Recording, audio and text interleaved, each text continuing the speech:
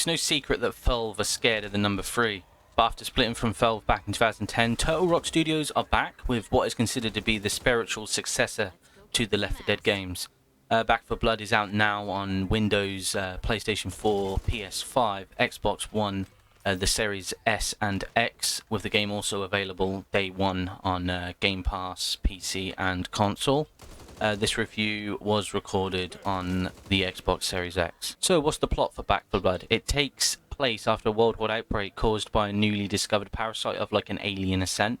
Most of the humanity has been infected and turned into zombies, or as in this game likes to refer them as the Ridden, leaving players in a post-apocalyptic world. In this world there's a group of veterans, they're called the Cleaners. They come together to fight off the Ridden. The Cleaners' names are as followed: Walker, Holly, Hoffman, and Vangelo, Carly, Doc, Jim, and Mum. Now, campaign-wise, there are 3 difficulty levels to choose from. You've got Recruit, you've got Veteran, and you've got Nightmare. Obviously, Recruit is the easiest level. It will be like less zombies, you know, you'll have more health, you'll take less damage, stuff like that. Less like special enemies will spawn. Veteran is if you're like a die-hard Left 4 Dead 1 and 2 player. If you die hard at that game, then it's recommended that you start on that difficulty level. And then Veteran is obviously for the people that are willing to smash controllers against the wall, because you will die pretty much every 30 seconds on that mode. I think with games like this, no one really cares about the plot or the storyline. They just play these type of games to, you know, for the fast-paced action and to play with friends and that for fun. I don't think anyone's actually sitting here taking it serious, and this is the same with Back 4 Blood. I mean, you get a cutscene, you're going to watch it, but then you're going to forget instantly, and I think that the developers don't really care about that aspect. They know that you got the same as the Left 4 Dead formula. People are going to jump straight in, and they're only caring about the gameplay. They don't care about the story, and then that is actually okay with Back 4 Blood. I don't think that's going to affect the reviews for this game at all. For the most part, cutscenes are fine, the characters' voices are fine, the scripting's okay, it's nothing special, it's just, you know, like standard cutscenes, what just had to be there really just to fill out the game. But for the most part, they're nothing special, but that's not really a problem.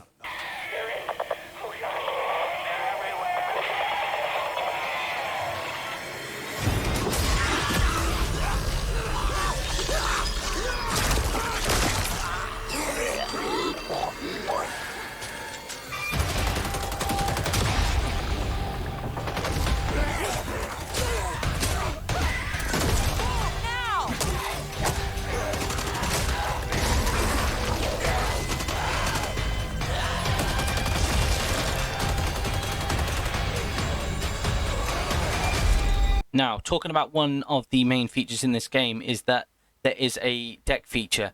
Now, the deck feature is a set of cards.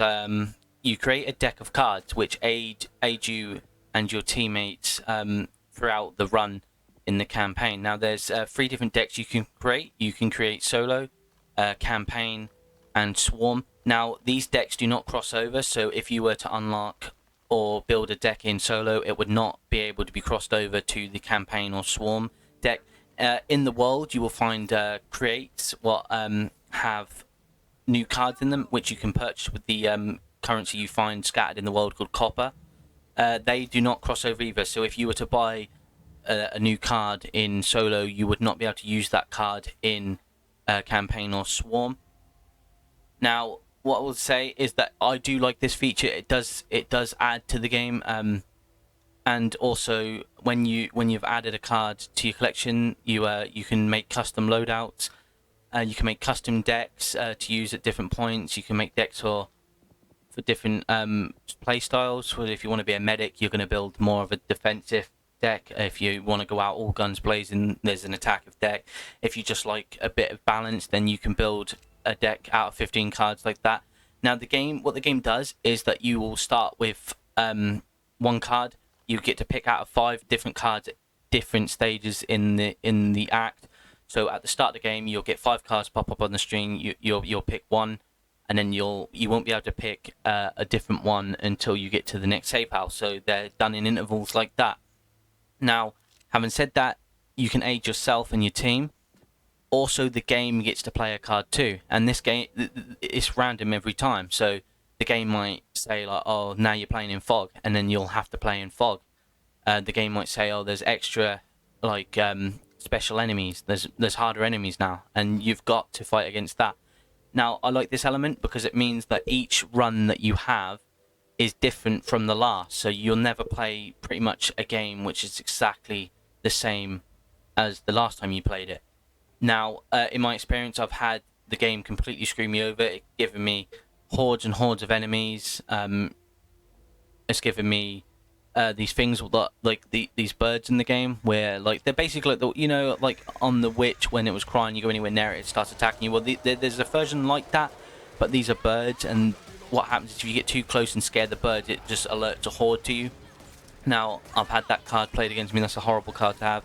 And that it gives you challenges in that, where you might have to find a certain blood sample item or something, make sure you keep it on you to the next save point, and you'll get in-game currency rewards. Now, I like this aspect of the game. I think it is challenging. It offers a different run each time, so there's a lot of replay ability with this game, and I really do like it.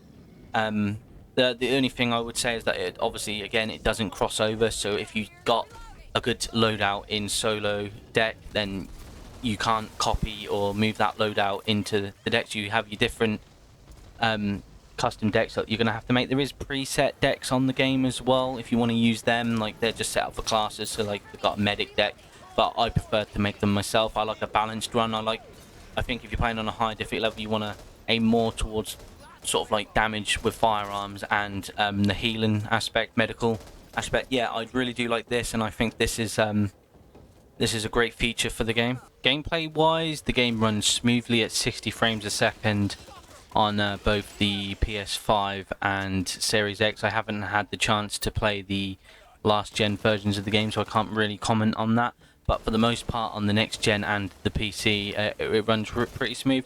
I only had one instance where it may have dropped a few frames, but it was just the once off, and the rest of the game seemed to run nice and smooth.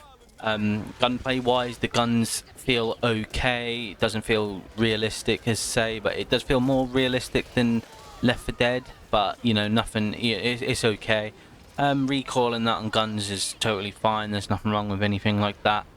What I will say is that if you're playing on console, you might want to adjust the sensitivity, and personally I turn off the aim assists. You want to turn off them as well if you want a proper feel, but maybe the sensitivity wise, you're just going to want to maybe tweak with that, because it is a little bit weird getting used to. It's not like Call of Duty sort of style movement. It's a little bit faster than that, so maybe sorting out the sensitivity there as well. As for the layout of the levels, they're standard like Left 4 Dead. I'm obviously going to quote Left 4 Dead quite a lot, because this is what it basically is. It is Left 4 Dead, just with a different name on it. The levels are pretty standard. There's maybe occasionally like 2, maybe 3 different ways to get to the next area, which is pretty standard. Doesn't really affect gameplay too much, because you're gonna be fighting the same enemy anyway, regardless of which door you go in, because they're just gonna come from the other side. Around the world, there is chests, like sort of loot boxes. In these boxes, you can find supplies like ammo. You can find obviously. Around the world, you'll find cards that you can buy as well, but you can find ammo, medicine chests, stuff like that. Pretty standard. Normally on Left 4 Dead, it was just like you'd find on a bookshelf or something, or on a table, or on the floor. In this game, you find it sort of everywhere. You can find money across the world, which you spend in the store. Stores are located in the safe houses, so before you can before you go out of the safe house, you can sort of upgrade your gun, buy health packs that way. Yeah, you'll have to purchase pretty much everything on this game. You can also drop ammo on this game as well, so that was a nice feature to see, and guns as well. I remember playing Left 4 Dead 1 and 2 with my brother when we were younger, and saying, oh, you know, I wish I could drop this gun for you, you know, because he needed a shotgun at a different time, and obviously there were no shotguns about. So I wanted to drop that, but couldn't. But now you can in Back 4 Blood, which I really liked as well. In addition, as you'll see in that clip, that there is now a stamina bar. You can no longer just swing at free will as much as you like, or sprint. There is stamina in the game now, which I think adds a bit of balance to the game. I think it'll make you think more and choose wisely when you're going to use that, which I like as well. Now, you do get the same type of enemy that you got in Left 4 Dead 1 and 2, obviously just with a different look and name for obvious reasons. This is pretty much exactly what you would expect. To be honest, you're going to get things that charge it, you're going to get things that blow up and cover you in goo and alert zombies, a bit like the boomer in Left 4 Dead. You're going to get all the basic there, but what you do get in this game as well is in the first act. I'm only showing footage from the first act. I've actually lost a lot of footage from Act 2 onwards, so I'm showing footage from Act 1. You're going to get what I call set piece enemies, and these are like triggered, like they're always going to pop up at that given point, no matter what corruption cards or whatever are on. They're always going to pop up, and I think that adds an even bigger challenge. And this is where I found my first problem with the game, which we'll get into now. The AI in this game are absolutely dreadful. Please do not play with bots. Play online with strangers if you have to. Please do not play with bots. Too many times when you've got like a set piece enemy, which you'll see in this footage now, that they just go down. And the problem is that you really do need them alive. So you go to help them, and then obviously you go down as well. And something what happened with me today, which I really did not like, and I was sort of annoyed, is that there was no enemies about, and the AI was just standing still. I had to physically hit her while I was on the floor to actually get it to engage with me to get me up, which is just dreadful. Yeah, I think this is all going to be patched, but as we know, the AI bots in anything really aren't any good. Overall, Back 4 Blood is a good game if you loved the original Left 4 Dead. Back 4 Blood doesn't really offer too much difference. It doesn't feel much different from the Left 4 Dead game. The new cards and the corruption is a good add-on. Different things like dropping ammo and weapons are good as well. But the best way to play this game is online with friends or even with strangers. Bots are just a no-show. But yeah, overall this game is good, and I would recommend it to Xbox users and PC users because of the Game Pass.